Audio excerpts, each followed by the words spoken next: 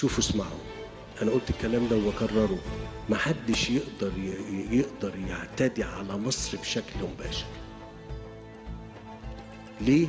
لاسباب كتير جدا جدا، منها ان لديها جيش هو الاقوى في المنطقه ديت.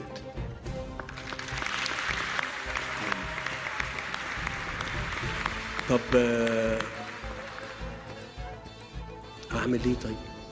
احنا مخبيين كل حاجه، ايه رايكم بقى؟ والله العظيم عشان بس ما يعرفوش الناس، ما تعرفش ويقول لك ان احنا بنتباهى ولا حاجه.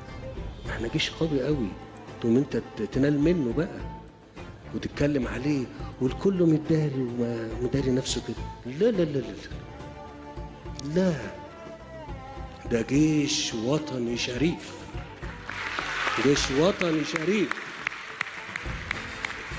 وانا قلت مره قبل كده، جيش وطني شريف صلب وصلبته نبعه من شرفه.